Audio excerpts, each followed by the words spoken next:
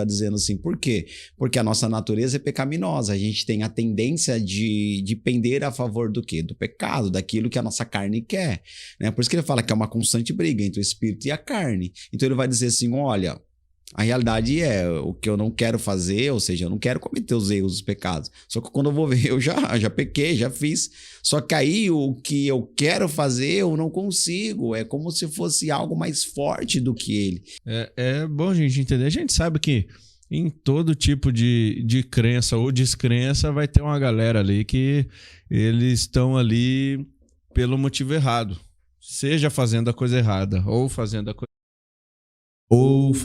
errada, ou fazendo a coisa certa, eles estão ali pelo motivo errado, muitas das vezes. E assim tem no nosso meio, dos cristãos, pessoas que estão ali porque eu nasci na igreja, então eu venho, me acostumei, hoje faz parte da minha cultura, tal, eu venho. E nem sabe o real porquê de que tá ali, né? Mas ainda seguindo essa linha de raciocínio, né, qual seria uma explicação clínica para as pessoas também que já são inseridas nesse contexto cristão, já estão firmadas nessa vida, muitas das vezes, e se afasta desse caminho, né? A gente vê até no texto de Romanos 7,19, porque eu não faço o bem que eu quero, mas o mal que eu não quero, esse eu faço. Porque a gente tem essa dificuldade em manter alguns comportamentos, algumas rotinas, algumas boas atitudes que a gente quer ter, assim. Na atuação, é vedado qualquer profissional trabalhar com questões religiosas, segundo o Código de Ética da Psicologia. Cada um tem o direito de ser aquilo que acredita que deve ser, fora dos consultórios. A partir do momento que está em atividade, tanto questões religiosas, questões políticas ou outros fatores, não é interessante que seja aplicado, falado dentro do atendimento. Levando em consideração que no atendimento, qualquer terapeuta, seja ele cristão ou não cristão, ele deve ter uma neutralidade. O que é neutralidade? É entender que aquilo que é meu, aquilo que é do paciente, entendeu? Então eu não posso expor aquilo que é meu na pessoa. Agora é interessante que algumas pessoas, elas levam as questões religiosas, os conflitos religiosos para dentro do consultório. E aí é interessante que a gente tenta entender qual é o sofrimento da pessoa, o que está acontecendo com a pessoa, para que a gente consiga trabalhar, entende? Então, não necessariamente que a gente vai trabalhar as questões, levar as questões religiosas para a pessoa quando a gente está falando agora com base clínica, tá? Mas como ser humano, como pessoa, como amigo, a gente sim pode entender um pouco, e também como cristão, principalmente, quando você traz essa questão do que o apóstolo Paulo fala, né? E aí ele está trazendo a comparação do espiritual com o carnal, né? Dos frutos do espírito e as obras da carne. Ele está dizendo assim, por quê? Porque a nossa natureza é pecaminosa, a gente tem a tendência de pender a favor do quê? Do pecado, daquilo que a nossa carne quer, né? Por isso que ele fala que é uma constante briga entre o espírito e a carne. Então ele vai dizer assim, olha, a realidade é o que eu não quero fazer, ou seja, eu não quero cometer os erros, os pecados. Só que quando eu vou ver, eu já pequei, já fiz. Só que aí o que eu quero fazer, eu não consigo. É como se fosse algo mais forte do que ele, entende? Então não necessariamente é um dado clínico, tá? Ao menos que a pessoa chegue e está dizendo assim, olha, né, e precisa ser trabalhada determinada situação, mesmo que seja ligada à espiritual, porque tem muitas coisas que eu não consigo. Eu achei interessante a sua pergunta, eu vou explorar ela um pouquinho mais, porque a gente chama na psicanálise um insight, né? Quando você ganha uma linha. Por exemplo, uma pessoa, ela quer sair, e isso independentemente de ser cristão ou não, a pessoa quer sair de um vício chamado pornografia, que é algo que libera estímulo e faz com que a pessoa mantém, né? Não é uma doença, é um vício, um hábito que a pessoa tem. Então ela está dizendo assim, ó, eu quero deixar isso, mas eu não consigo, né? Eu penso assim, não, eu não vou fazer isso, mas quando eu vejo, eu já tô vendo, já tô assistindo. Então é como se fosse algo maior do que ele, dentro da visão que você trouxe. Aí é interessante, porque independentemente se a pessoa é religiosa, no caso, traz isso como um pecado, a gente também entende que não é só o pecado, mas o quanto pode não estar fazendo bem para essa pessoa, não fazendo bem para o relacionamento dessa pessoa. Aí a gente vai interpretar e trabalhar o que é possível para modificar aquele hábito, modificar aquele comportamento, mudar os episódios para ter um pensamento diferente, uma emoção diferente e um comportamento diferente. Aí eu consigo responder melhor a sua pergunta. Perfeita a resposta. E você acha que dá para a gente aplicar isso a uma certa... essa briga do nosso corpo contra o nosso espírito? Você acha que é possível a gente aplicar esse tipo de princípio para ajudar o nosso espírito a vencer alguma impulsividade da carne? Bom, a gente só precisa tomar uma forma assim de falar, porque se eu falar impulsividade, eu já estou praticamente trazendo um diagnóstico, mas vamos dizer um hábito, tá? É. Porque se a gente falar de impulsividade, é algo que a pessoa já também não está tendo um controle daquilo. Claramente, o que é interessante, né? Como uma dica, se é assim que eu posso responder a sua pergunta. Se a pessoa está tendo o hábito, mesmo que ela esteja levando para o lado espiritual, ela tem o hábito de fazer algo que para ela não é interessante, que para ela está sendo ofensivo à sua crença religiosa, é ver os preceitos, né? Ver os princípios, como que isso está acontecendo, né? Então vamos tentar um exemplo aqui. A pessoa comete algo que para ela não é interessante. Cita para mim um tipo, já que você levou para o lado espiritual, um tipo de pecado que a pessoa poderia cometer que não é interessante. Bom, é muito normal esse tipo de... Esse exemplo que você deu da pornografia, por exemplo. É um vício muito comum que as pessoas têm.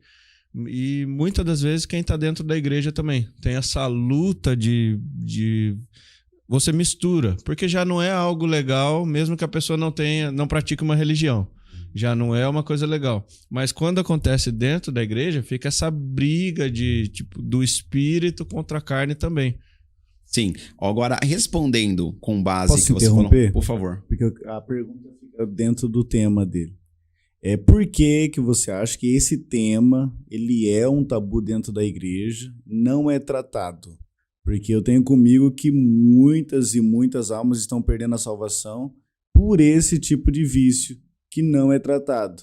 Ele está ali de forma invisível, as pessoas fingem que não estão vendo, mas estão vendo. E, enfim, é isso aí. Bom, é bacana. Duas perguntas interessantes.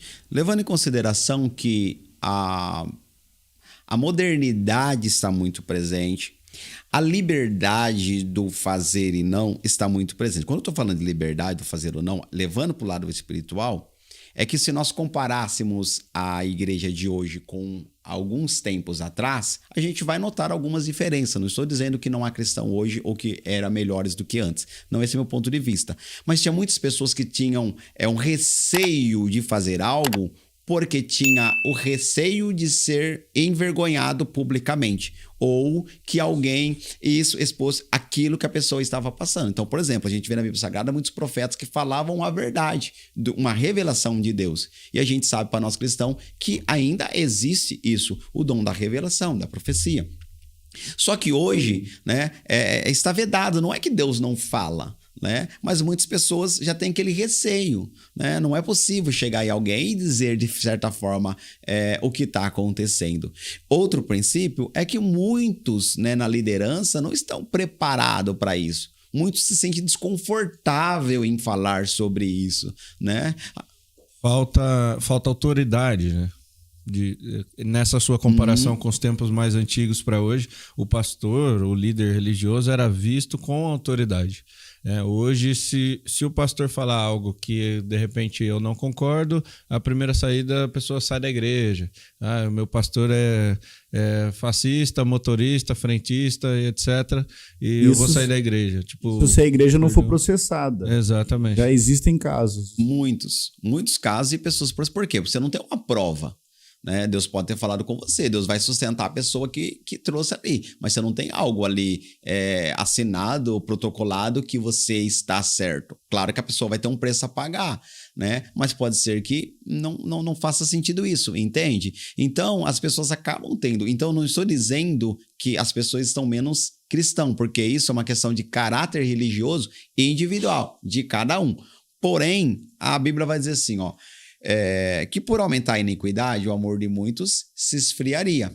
E por não haver profecia, o povo se corrompe. Então há essa junção também de fatores, né? Então as pessoas aproveitam essas ocasiões e acreditam que tudo é normal. E um dos maiores perigos, sabe qual é? Que a pessoa vai aos poucos se adaptando com aquilo e passa a acreditar que aquilo já é algo comum.